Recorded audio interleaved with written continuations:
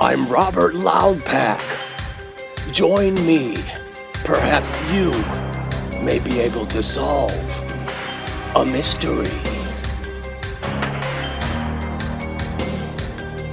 What if your mind worked like a television set?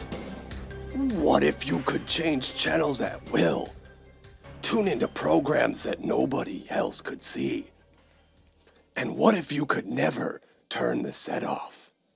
The idea of a wide receiver with hands the size of poster boards, but fingers that don't open up. When targets per game are above 10, but the points are below 0, a rational explanation is hardly necessary. Terrell Pryor Sr. just wanted to be a wide receiver. But when he landed in Washington, he vanished. What does it all mean? Do we trade him? Or do we just drop him? Perhaps you can help me solve a fantasy mystery. Where the weight at? Before I ran up in the building talking way back. I stay late night dreaming about the payback. All I wanna do is get rich. Hey, yo. Looking for a lick. Hey, come on in. Shut the door, you sweaty little pig. Be my guest, you can take a little rest while I talk about the game and you can shut the fuck up.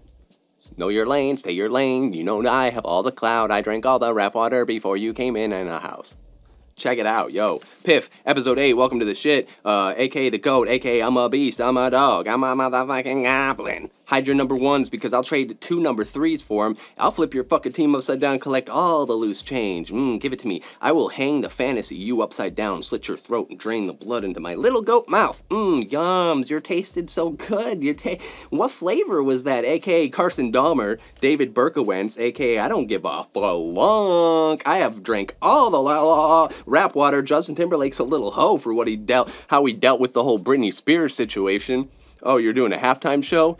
Maybe I'll get to see some titties.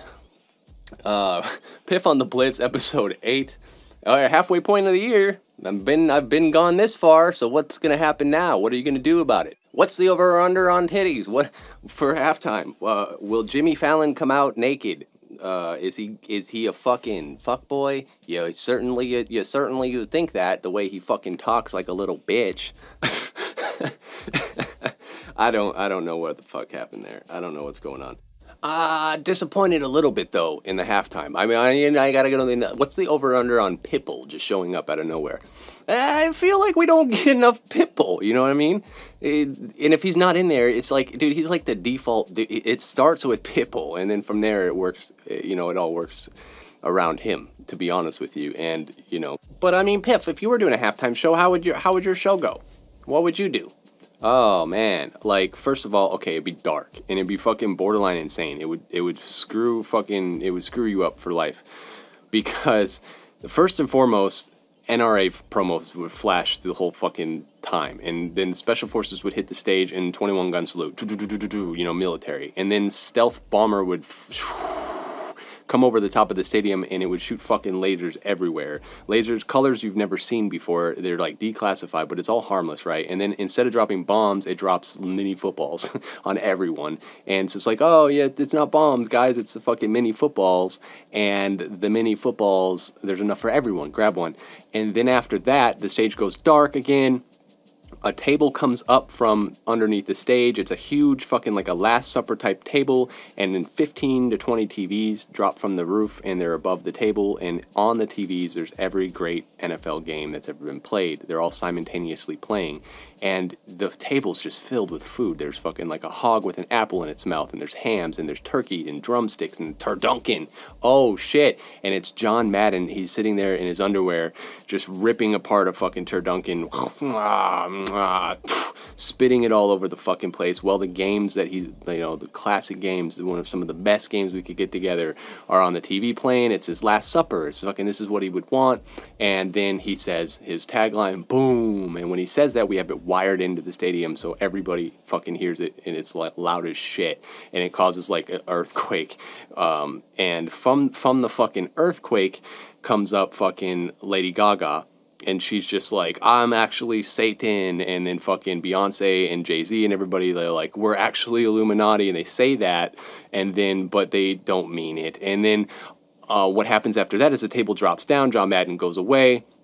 It's dark again. More smoke comes up. The Game of Thrones star Mountain, we got him. We signed him up, and he's going to dress up as a referee for the Lingerie Football League, who's going to come. The two teams are going to come out from the Lingerie Football League. They're going to hit the stage. There's not even close to enough room on the stage for them to do a drive, but we push it anyways. We're like, just do a drive. Just do a drive. Chicks are flying off the stage. You're getting tackled off the stage. We have pads and shit. Don't come at me. And then at the end of it, when the drive's over, we have all these chicks that are all sweaty on the stage. Cool. And Tommy Lee comes fucking floating in on a drum kit. And it's like one of them suspended drum sets. And he's like spinning around while he's drumming. And he's upside down drumming and shit, right? And while he's upside down drumming, we take a turduncan and we hang it from the roof by a chain. And we throw a ladder on stage. And all the chicks start fighting for fucking who's going to get the turduncan. And whoever gets the turduncan gets to fuck Tommy Lee. So, and then you get a shot with the Browns. Okay, we were able to get the Browns. You get a tryout with the Browns. And then from there, I think Undertaker theme music, and then I think Undertaker has Roger Goodell in a choke slam. At some point, Colin Kaepernick is a masked figure, and nobody knows. He like saves Roger Goodell. He reveals himself as Colin Kaepernick. You're like, whoa, wait, what the fuck is going on? John Cena comes out from backstage and wakes Undertaker up because he got knocked out by Colin Kaepernick when Colin Kaepernick saved Roger Goodell, and then and Roger Goodell scurries away like a rat, and Colin Kaepernick turns around, and the Undertaker's waiting for him, and his eyes are fucking all white, you know that thing, and then he fucking grabs Colin Kaepernick, shoves his fucking legs in between his head in between his legs, and he's gonna give him a tombstone, and then fucking right when he's gonna give him a tombstone, it fucking goes black again, and it's like stutter, flash, and flicker, and then he fucking tombstones him, boom, the place goes fucking wild, fireworks go off, it's nuts, but it's all fake, you know, wrestling's fake, so Colin Kaepernick is fine. And then, yeah, so I mean, fuck, we could just start there. And don't act like that's fucking too much. Like, because in 2027, it will literally get there. Trust me. We live in an idiocracy. A world where, you know, it's never enough. It's never going to be enough. There's just going to continue to fucking be weird. And things are going to continue to push the fucking right. So get at me in 2027, because I guarantee you they'll be wanting some wild shit. Because it won't be enough. Fucking holograms and shit, you know what I mean? Alright, so week 8, NFL season, halfway through, and so we're going to look back at the first episode that we did where we talked about who was going to be good, who was going to be bad, what kind of predictions that we had, what we were right about, what we were wrong about. We'll do that quickly. And then we'll get to the game picks, we'll get to the weekly fantasy, we'll get to the survivor picks. We're going to skip football 101, so Google some shit and learn on your own this week. It's, that's your homework assignment. But for game picks this week, we fucking killed it. 12-3. We got so many picks right. We upped our record now. We are 61-43. We were 49-40, I think, last week, and now we're 61-43. So now we're getting back on track. The picks were great. We were right about the upset pick with the Chargers. They beat the Broncos. We were right about the Saints over the Packers, and we were right about the Titans over the Browns, even though that was a really close one. We got the Bears, Panthers wrong. We got the Chiefs, Raiders wrong, but we were so close with the Chiefs and Raiders. I mean, it came down to the final fucking play. And as far as points go, we were like super accurate with that. But 61-43, that's where we're at now. So the game picks are looking pretty good. We're back on track. But as far as the weekly fantasy lineup I gave you last week, it was probably the worst weekly fantasy lineup I've ever given. It was terrible. Palmer broke his arm. McKinnon didn't do shit. Peterson didn't do shit. The Steelers defense didn't do bad. But yeah, the picks were trash. They were the worst fucking weekly fantasy picks we've ever given you. So yeah, my apologies for that. And we'll see what we can do about giving you a better lineup this week and see if we can get you some fucking cash in your fucking pockets, right? But in the episode of 1 in the season preview, where we talked about who was going to win the division and other predictions that we made, we're going to look back on that. Let's look back on that. What were we right about? What were we wrong about? We were right about Zeke. We said he wouldn't miss a fucking game, and he hasn't yet. And I still don't think he will. October 30th, a decision will be made on whether or not he can continue playing. I stick by what I said. Zeke won't miss a fucking game. I don't know. I'll go out there and say it. I don't think he will. Just don't think he will. But we were right about that. He hasn't missed a game, so all you fantasy owners that stuck with him and picked him in the draft, you did good. You did right. You listened to Piff, and look what you got. You got 48 fucking... You got tons of fucking fantasy points last week. Maybe 48. In my league, you got 48. We were right about Marlon Mack. We said he was going to be one of those running backs to watch, that he was going to rise to the occasion. He has, and he's doing really well in Indianapolis, and I think he'll take over for Gore here very soon. He looks like a very special player. So we were right about that. So good. What were we wrong about? We were wrong about the Browns. We thought they would be a good run team this year. They haven't been a good run team. We said that they would win a few more games than they did last year. It's yet to be seen. We also said the Giants were going to win the division in the NFC East. That's not going to happen. We were wrong about that. We were wrong about the Rams. We thought the Rams were just going to be shit, and they turned out to be one of the better teams in the NFL. Crazy. There were some things that happened now through 8 weeks that we didn't expect. Aaron Rodgers got injured. That hurts the Packers' chance of making the playoffs, drastically. We didn't think that the Atlanta Falcons were going to start so slow. We didn't think they would go out Sunday night against New England and just not have any firepower whatsoever. We didn't think Julio was going to be as bad as he has been. So there were things like that. A lot of injuries took place, changed some things up. But in the AFC, we picked the Patriots, the Steelers, the Titans, the Raiders, the Chiefs, the Texans. So we're okay with all those picks so far. I like what we did there. The Patriots are still leading the AFC East. The Steelers are leading the AFC Central. We said the Titans would be the division leaders in the South, and they have been so far. The Texans, it's still up in the air. We'll see what Deshaun Watson can do in Seattle this week. And the Chiefs and the Raiders, well, we picked the Raiders to win the division, and they're not out of it yet, but the Chiefs are definitely taking the lead there through 8 weeks. Of course, Carr missed some games. We didn't expect that. But we'll see what happens in the second half. But we're okay with what we did in the AFC. I like that. In the NFC, like I said, we fucked up the Giants pick, and we doubted the Rams, and they're a lot better than they look like in the preseason, and just based on what we saw last year, we didn't expect him to make such a leap. They have. Todd Gurley has found his game again, and Jared Goff looks like a first-round quarterback, so it's all good there with the Rams. We didn't expect Rodgers to get injured, and he's out for the season, so that's going to hurt the Packers' chances, like I said. The Falcons got off to a slow start, and we got some shit about the Eagles, but look what they've done. They've been the best team in the league probably, and now that they've lost 2 key players, we'll have to see what happens, but they're still, we picked them as a playoff team, and they look like a playoff team.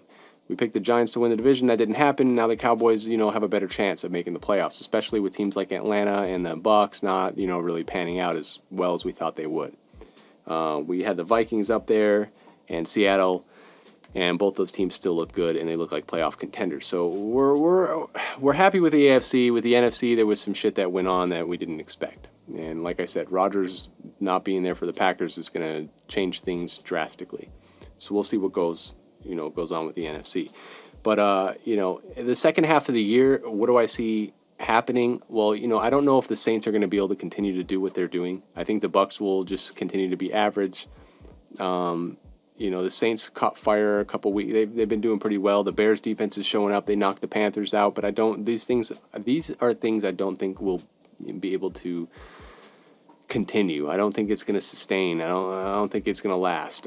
Seattle's offense will probably, like in 2016, get better in the second half of the year, especially when they get this home field advantage against Houston. I think their offense will be, a little bit better. They picked up Dwight Freeney this week. That was interesting news. When they lost Cliff Averill, they said, well, let's put Dwight Freeney in there. So I still like Seattle as my favorite in the NFC. I still like the Patriots in the AFC. The schedules are easy. Doug Baldwin showing up for Seattle, even in tough matchups. When he played the Giants this week, I thought it was going to be a rough day for him, and he showed up, and he was fired up on the sidelines, and I think Seattle's offense just gets better the second half of the year. The Chiefs look like they've hit a wall a little bit, and I think the Raiders can make space up there in the AFC West. We'll see what happens. But overall, I'm happy. I'm okay with the predictions that I've made. And, we'll see what happens in the second half. But I'm still okay with the Seahawks and the Patriots being my favorites, like I said. The Cowboys are too inconsistent. They're just too inconsistent. I can't wait to see what happens when they play Washington this week, Kansas City, and then Atlanta. And when they drop some, because that defense is still terrible. And their first-round pick, Taco, he hasn't done shit. He hasn't done anything. So they need somebody. They need Randy Gregory to come back next year. They need more help on the defense. They need these young, defensive backs to get more experience. And I don't think the Cowboys are going to make it this year. I just don't. I mean, they might slip in the playoffs just because the Packers, the Saints, and the Bucs are going to be bad. And I think there's a chance they could be better than those teams. But we'll just have to see. So, yeah. So looking back on that halfway point of the season, we like a lot of the stuff we did. Some things we don't, but, it is what it is. Let's get into the game picks. Let's do Week 8 game picks. We'll get into the game picks. We'll do Survivor picks. We'll do the weekly fantasy, and then we'll be fucking out the door. It's actually probably is more condensed than the last episode where I talked about it being condensed, but this one will actually be condensed, So Week 8, Thursday night, Dolphins-Ravens. This is a good matchup. And two defenses that are clicking right now. We'll see what happens. It should be a good Thursday night game. I'm going to go with the Ravens. I'm going to say at home, their defense can shut down the Dolphins just enough to win. Matt Moore and Devontae Parker, Devontae Parker coming off the ankle injury. Matt Moore is going to have to find Jarvis Landry. The Baltimore Ravens pass defense is really good. And at home, I think they should be good enough to win. I'm going to give the Ravens the win here. 24-13, I don't know. Vikings-Browns, I'm going to give it to the Vikings. Come on, could they lose to the Browns? I doubt it. I'm not going to do an upset pick there. I'm going to give the Vikings the win. 27-10. Raiders-Bills, I'm going to give the Raiders the win. I'm going to give it to them 27-23. I think the Raiders, even though they have to travel, and I'm going against what I, was saying about teams that travel, and I've been going against it, and I've been doing okay, so I'm going to go Raiders over the Bills. Colts-Bengals, I'm going to give it to the Bengals at home. Yeah, that was a tough one. I almost wanted to pick the Colts as an upset, but I'm going to go with the Bengals. I'm going to say they win 26-14. Chargers-Pats. Giving it to the Pats. They're at home. Chargers have to travel. Yeah, I know what the Chargers did to the Broncos last week, but the Patriots' offense is a lot better, obviously, than Denver's offense. So I'm going to give it to them 34-10. Pats over the Chargers.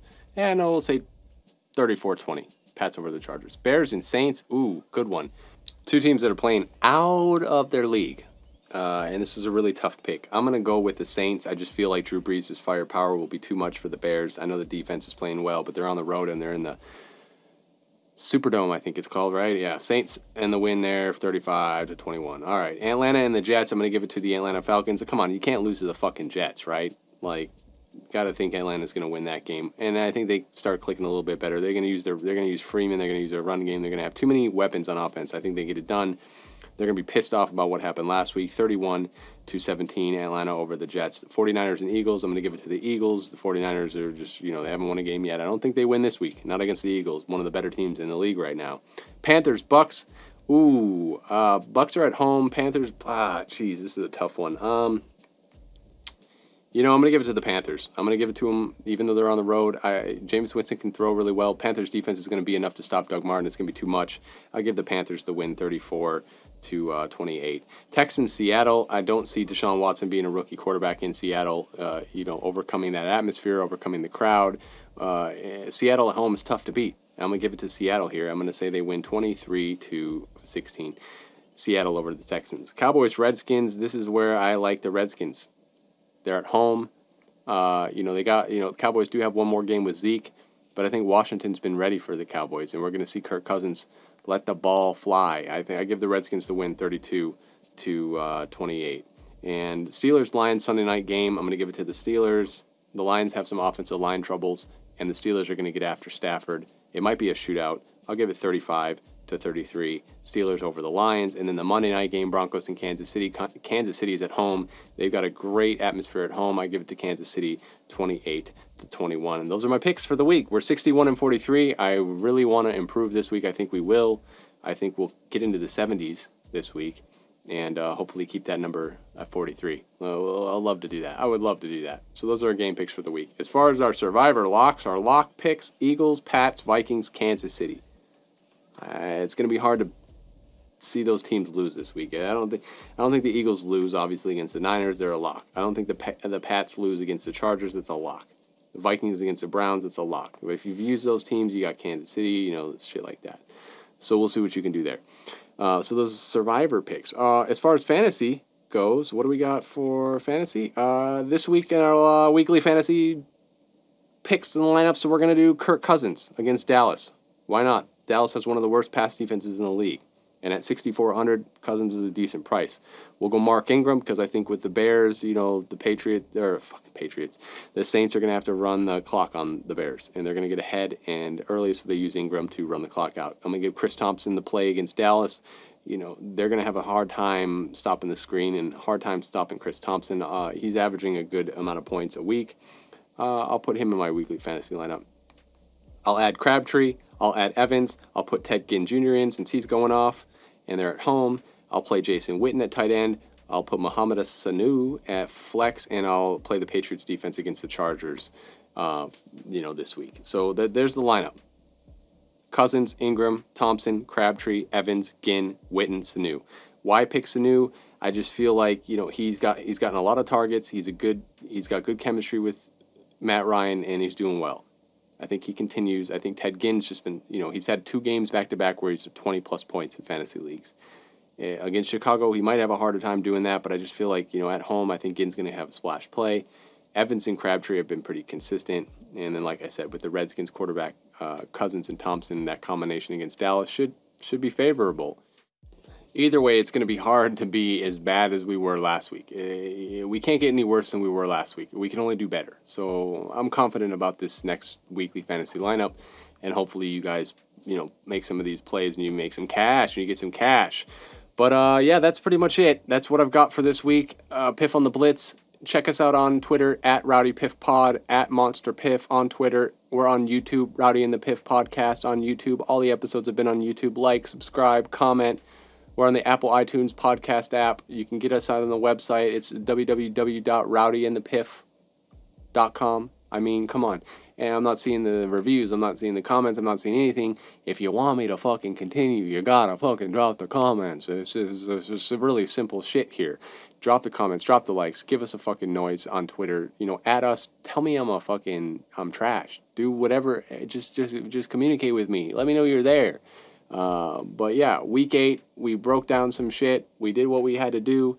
And week 9, we'll see you. We'll see you next week. We're talking week 9. We'll see what we did on picks. We'll see if Zeke continues playing after this week. We'll see where we're at. But again, thanks for checking us out. Fucking come back. You know what I'm saying? Peace. Out.